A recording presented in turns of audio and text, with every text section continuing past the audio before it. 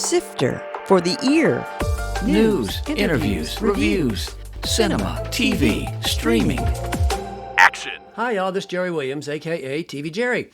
The Ashland Theater celebrated 75 years last year on August 10th and was featured on my podcast. They started a year-long film series of classic films from 1948 with 75-cent ticket prices. Almost 3,000 patrons came out, so they're continuing the celebration with a monthly series of $5 films from 1949 starting September 16th, including All the King's Men, Dumbo, Little Women, and The Third Man. All films will be shown at 7 p.m., and tickets for the full series are on sale now. I'll include a link on the page for the show at tvjerry.com. Cool. What about all this Christmas stuff? Like we have. I think I should just go be with my family. You always complain about how stressful your Christmases are. That's. Do you have a better plan? Can we just talk about this? This is us talking about it.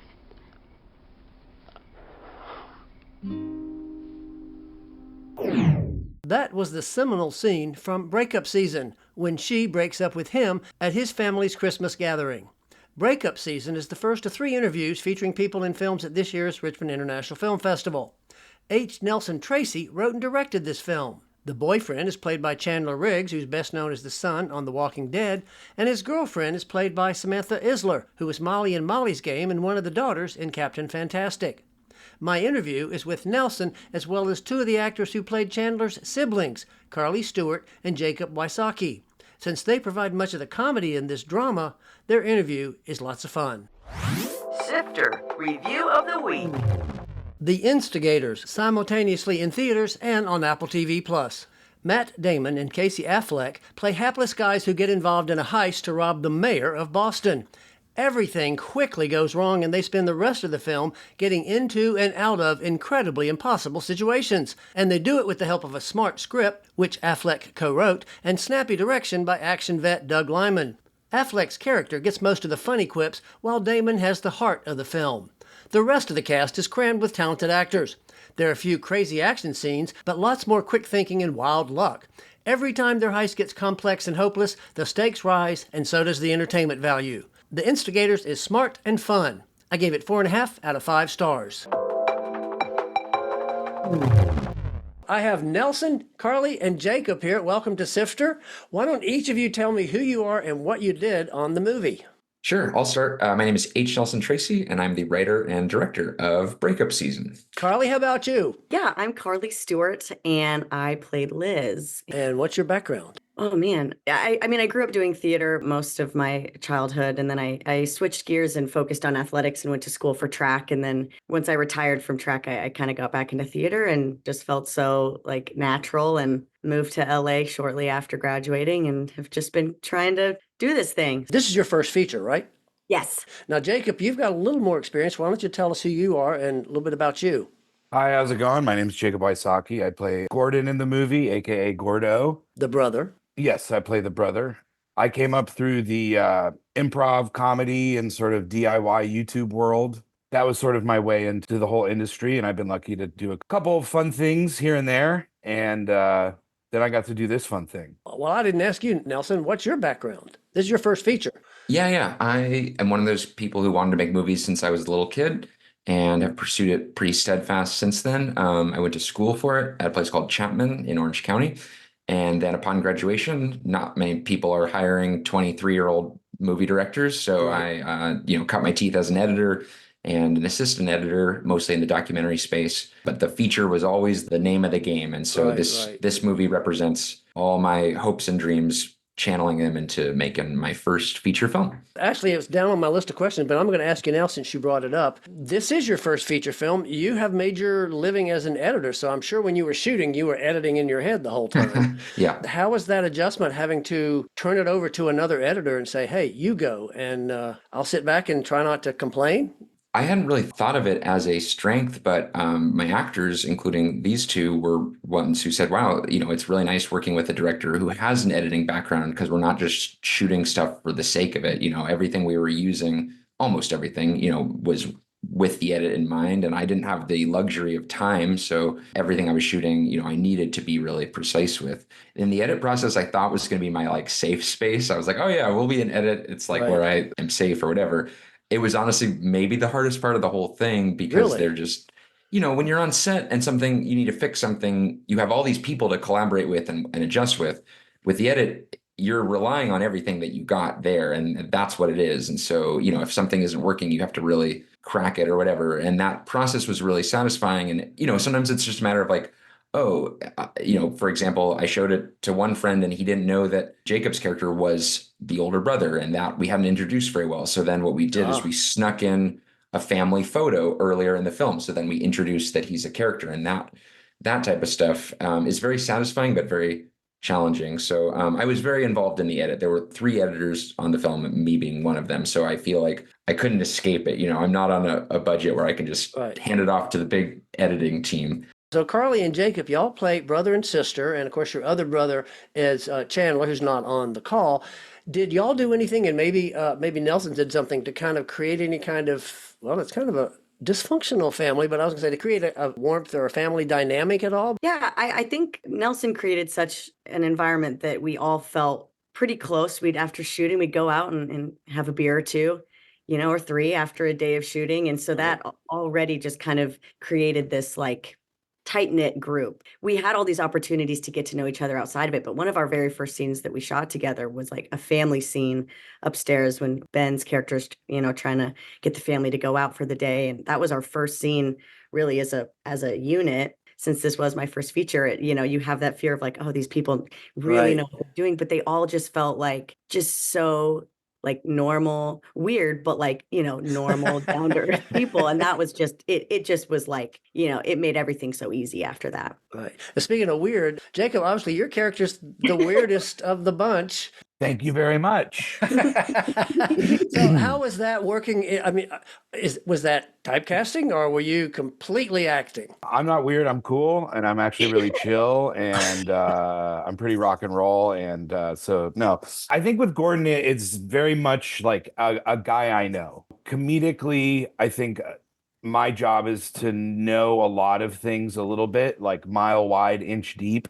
Right. And so that allows you to pull in these specifics of what this person would be talking about and stuff. So, it's me in that, like, I'm generating the comedy and I'm propelling it through like my training and my point of view. But you basically put that Gordon mask or filter in front of it and it gets to come out. Carly, let me go back and ask you, the very first time we see you with the family, you're walking around, I guess on Insta or TikTok or something, talking. Welcome to Vlogmas Day 22, you guys. I am your host, Liz Russell. What did I do this season? I ice skated with my very best friends in the whole wide world. I had like a little mistletoe moment at Capitale Navidad with you know who. I don't know about you guys, but this time of year, I'm always getting like Christmas carols stuck in my head. Were you actually holding that phone, or was a DP actually running around in front of you trying to stay out of the way? That was one of the more choreographed parts of the film. There's a very choreographed part of the film, but we ran through a few times and holding kind of like the side of the camera while Eric's, he's being led, but, because he's walking backwards. So it was a really fun challenge. How many takes? I don't know, 2? I think it was 9 total. Oh. So, no, let's just do 2. The difference in the perception from an actor and a director. 2 to 9, somewhere in there. Flew by. I blacked out for 8 of them. I don't know. It was a case where even though we ended up chopping it up, as you kind of to match the kind of style of editing that you see in YouTube and TikTok, I wanted to make sure it was from that same take for that first one. But yeah, we choreographed it on one day, mainly for light, honestly. And then the next day we shot it. Yeah, it was a really cool case of actor, camera team, director, all of us kind of working together to make something. And then the walking through, showing the whole house basically in one go. So yeah, I'm really proud of that scene, and it's a really fun one to watch. Nelson, you mentioned TikTok, and of course later in the movie, near the end, there is a big dance number. Guys, I'm here. Okay. 5, 6, 7, 8. Tell us about that. Who choreographed it and how long did it take y'all to get that together? That was a case where we did not have much time, and so I just kind of threw it to Carly, the real life Liz, and I was like, figure that one out, and I'll see you in a couple days with the final dance number, and so I'll let these guys weigh in on that. Yeah, I think we all like weighed in a little bit. You're being humble. It was pretty much you. And you did the heavy Acting doesn't work lifting. out. Yeah. Yeah. And you came in and you're like, this is what it is. And you did that perfect job of making it doable but impressive. That was one of those things where we're really like, everybody's already bonded, but it just strengthens the chain. And we're laughing and we're messing up and we're doing this dance and we're trying our best. It was a really great little fun moment. How many takes? Fewer on that one. Two? They got no, not Yeah. we never did. I'm just gonna keep saying two. Not two. I mean, I think like 4 or 5, which is very normal. Like that's not a reflection of, even if we nailed on the first one, I'd still want to do, about that many. And I think it was again like take 3. I feel like it's always like the penultimate take I end up used in the movie. No David Fincher stuff going on here. I did not have the luxury of 200 takes, maybe one day, but not at this stage. Yeah. Now, let me ask you, obviously this is set in LaGrange, Oregon. What was your fascination with that? Because it's obviously, I mean, at the end that you thank the city and everybody was involved. Yeah. What's that about? How did that happen that it became LaGrange, Oregon? People always assume, oh, you're from there, right? I'm like, nope, not from there, from Denver. I went to a film festival, interestingly, the Eastern Oregon Film Festival, which is in LaGrange. And Chris Jennings, who runs that festival, was very interested in bringing a feature production to the area. And he started a writing residency program, which I was one of the inaugural participants in. So I spent a month living in LaGrange, getting to know it inside and out. And from there, the seeds were planted to bring a film out there. And the state of Oregon is really good for indie films as well. So both from a creative side, you've seen the movie, there's so much cool creative stuff that I saw there. But then from a logistic and producing side, I saw an opportunity and took advantage of doing something that no one had done before. I've had this story rattling around for like a decade. The idea of like a Christmas breakup stuck with the ex's family. Did I misread LaGrange? It's a common thing. We often joke. Okay. There's a joke about it even in the movie. People think it's LaGrange, but it is LaGrande. So Even no though there's harm, a G. It's D. It's truly like part of the town. It's part of the town. I've had multiple press say that was shot at LaGrange, Oregon. So really? I don't mind. I kind of enjoy it. Yeah, honestly. my mom called it LaGrange the whole time, and I'd be like, LaGrande. Oh, really? Yeah. Okay, well then I don't feel so bad. I feel No need to feel there you bad. go. So now, usually when a movie, an independent personal film like this, there's always some stuff in it that's based on your personal experiences. And there were 2 things in this movie that were kind of like that. And I wanted to know if they were actually 3 things. 2 of them, I wanted to know if there was some kind of personal thing. And the third one I know is kind of trendy. So the things were your fascination with trains, the vegetarian conversation, and the hatchet throwing. That's the trendy one, obviously. So what about those 3?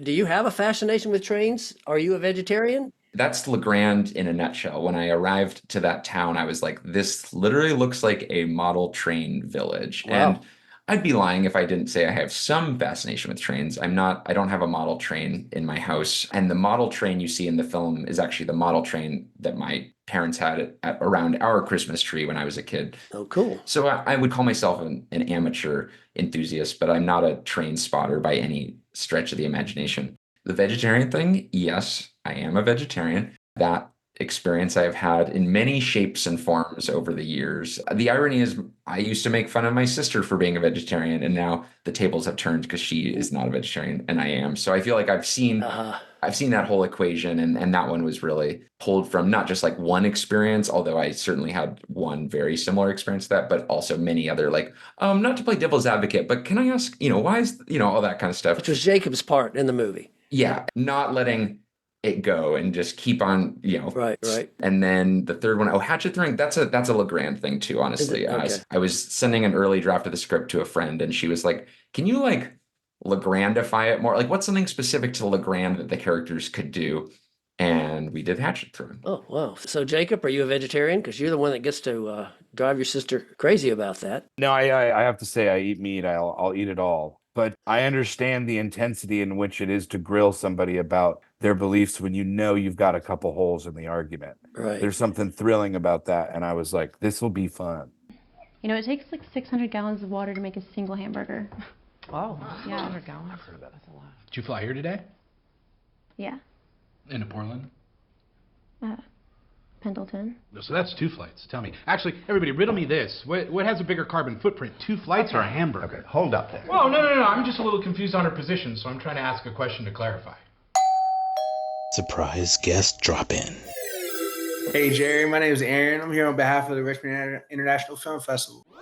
Footnote. Aaron Brown is the executive assistant and music coordinator for the Richmond International Film Festival. We've got 2 cast members and the writer-director of Breakup season. So why don't you tell us a little bit about what else is going on at the festival this year? So this year, the festival is from September 24th through 29th. We've partnered with a lot of cool spots for screenings like Bird Theater, as well as Bowtie.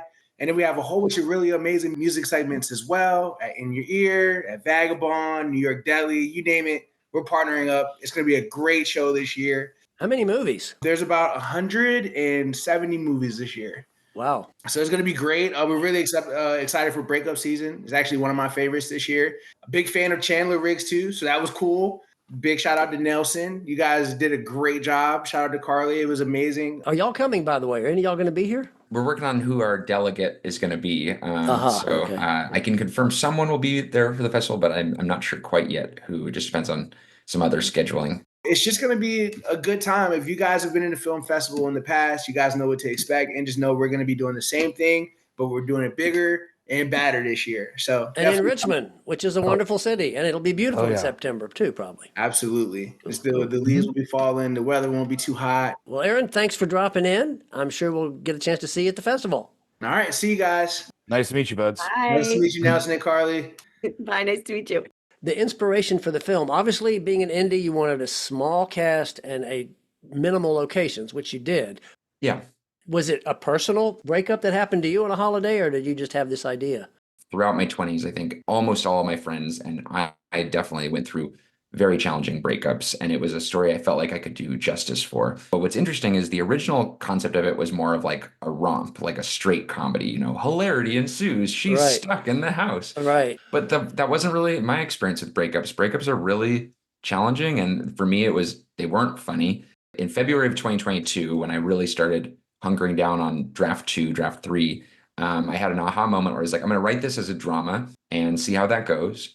And suddenly it started to get there, and the wheels started really turning. And what's interesting is particularly Carly and Jacob's characters. I was going to say that. They bring the comedy. They're the comedy, but the comedy came from a reality that rooted the film, and it wasn't written as a farce or as a silly movie. And so if I realized if we took the breakup seriously, we could have humor in it, because I think Carly and Jacob both bring that perspective of that color and flavor that really makes it more than just, a downer. And Carly and Jacob, you've neither one ever had a breakup, right? So you didn't have anything to draw on for this. Perfect record over here. I had 2. 2. That's the only word. That's the only number you know, Carly. No.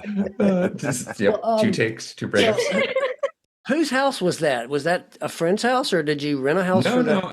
A local woman named Rika Finbrotten and her husband Truls. I told Chris, our local producer, I said, we can only do this movie if we have a house we can do it in. And he's like, I think I know just the person. She's new in town. So easily manipulated. No. Right. And she's a character in her own right, as these 2 can weigh in too on, but she was very down to let us, we rented the house. She was there the whole time. By day 2, she was on the walkies, and she was part of the crew for sure. Great. Now the rest of the cast, y'all didn't stay there, did you? There were nights that I did. Oh, really? Okay. Yeah, okay, now we gotta know what that's about. Yeah. Come on, Jacob, spill the beans. No, there was a couple Saturdays where you ended up there and you're like, I'm probably gonna just sleep here. Yeah. And it was cool because Rika, she gave everyone she had a closet dedicated to onesies, and you could go just pick a onesie. And so I took that from her house, and so she just made it an environment that's like, get cozy, hang out in your onesie. It was fun. Well, that name, is she Scandinavian? Yeah, I always forget which of the 3 Scandinavian options, but one of those 3. And so is her husband. Yeah. Indie films are built on people like that who are willing to do it, and she loved it. I think if it had been something she was hesitant about, it would have been miserable. But because it's really intense, every single square inch gets taken up by gear or by people or whatever, Absolutely. What you see on screen makes it look like the house is all tidy and clean, but everything behind that camera view Don't in look that behind the moment, camera. Yeah, full of of course. crap, and then we move the crap for the new scene, and so Right. on and so forth. Right. Now, Samantha, of course, has done features before, and Chandler, of course, is known for Walking Dead, but was this his first feature experience in a lead? First time being a lead, yes. He's Right. done some features. First time he's sort of top billed. And I always talk about one of the coolest things about the whole casting process is everybody got to do something for the first time in their careers. And so for both of them, it was their first time being romantic leads. Between Chandler and Samantha, they do have a love scene. Did you have the luxury of an intimacy coordinator, or were they just going for it? No, we definitely had an intimacy coordinator. That's a scene where there's no improvisation. Everything is blocked out well in advance before they even agree to do the film. Sure. So, they had some nervousness about it, of course. For both of them, it was their first time doing such a thing, but they handled it really well. And yeah, really proud with that scene. And it's an important scene in what ends up sparking a lot of the later stuff that comes. They both bonded a lot over normally being like the only kid on set, and now they were grown-ups and they were part of they were joining us on the bars on the weekends. They were just as much part of the squad, whereas I think when you're under 18, you get shuffled away, like you don't get to go to the after parties or anything like that. And then for Carly, it's her first feature. And for Jacob, I feel like, I don't know, how do you describe there are a few firsts, I feel like, for you, but it's a little more, I would say, a little more dramatic than some of your past stuff, but also I always said it's like the first time that I'm like an adult, where I'm like the older brother. It's not a kid or a college-aged frat dude. You guys, in his 30s. And just to play like a sibling, I think, is also a little different for me. This must be another Legrand thing. You have that one scene out in front of a train going by. I'm assuming that was a one take? We got very, very lucky there. We arrived at 10 o'clock for a 12 p.m. train. We had scouts a mile in each direction. And at 10:15, they said, train's coming. So we said, okay, let's roll on this one just as a practice. That's the one you see in the movie. The 12 p.m. train never arrived. And so, and then when we got that take, first person I looked at was the boom operator, and he was like, it's good for sound. And I was like, yes. That was my next question. Yeah. I'm glad he got the sound. That was good. The Christmas PJs, did you have a costumer build those, or did you find those somewhere and buy them? They were bought online. We're just actually gearing up to do our merch for the fall. And so I'm kind of looking into doing some of our own. They were bought and then tailored and all that. Now, the snow, you talked about lucky. You had snow when you needed it, or did you have to work around the snow? We got very lucky with snow. Although I think, Jacob, didn't you get stuck in the snow at one point? Yeah. Well, you mean on the way to set? I'm a SoCal boy through and through. This was my first time in snow, other than like, it's on the mountain. I'm looking at it. Wow. Like, it was my day off. I was like, I'll come hang out. And they're like, we need to get this down the hill. And I was trying to back up, and I just ditched the car in the snow. We had to dig it out. It was like, I had to do the whole thing. Somebody was like, now you've had the full Oregon experience. There you go. Yeah. So I did want to ask Carly and Jacob if there anything you wanted to talk about that you hadn't had a chance to mention, something about your experience with the movie that was kind of interesting or fun or unique. If I had to say a little surmise, it's these opportunities are rare for artists where everybody comes in really wanting to do a good job and everybody gets on the same page and makes it happen. You can have that part of the formula and it still sucks because there's not enough money or there's not enough time or somebody's an asshole. I haven't been doing it a super long time, but I've been doing it long enough to know that these come around very seldom, and I just felt very lucky to be a part of it. Carly, how about you? Kind of piggybacking off of that, I feel really spoiled because that was my first feature. So that's the baseline for me now, is like, and this idea of this just camaraderie, and it felt like summer camp, winter camp. It was just like the most magical experience that, like, it's going to be hard to top that. And it's one of those life moments that I think are really, really special that I'll always look back on, and just, I grew a lot. I met so many amazing people. I'm forever indebted to Nelson for this opportunity and to all the people that are giving it love. That's really exciting. Great. And Nelson, you want to close us out? You got a final statement?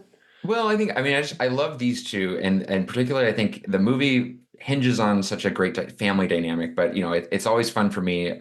The number of people have come up to me and said, "Oh, my favorite character is Liz. I just love Liz," or "Gordon's the best." And it's amazing because it's really evenly spread, particularly for the four non-main characters, because they get they get to have the most fun. Let's be honest. You know what I mean? Right, Like you right. have the serious breakup, but you're surrounded by all this humor. So, and as someone with siblings of my own, I think it was really special to have, two great actors play great siblings, and that kind of foil to the bickering and the banter that you need with that. These two really nailed it and brought a lot beyond what was on the page. It's not just what was on it was so enhanced by a great performance, and you can only hope for that when you cast your film, that they will add even more. Well, I want to thank y'all very much for doing this. Enjoy the movie, and hopefully one or more of you will get to come to Richmond and enjoy it. Yeah, absolutely. Beautiful. So, yeah. Hey, fun chatting. That was H. Nelson Tracy, writer-director of Breakup Season, with Carly Stewart and Jacob Wysocki, who played siblings in the film. It's one of this year's entries at the Richmond International Film Festival, and I'll have a link to the festival on the webpage for this show at tvjerry.com.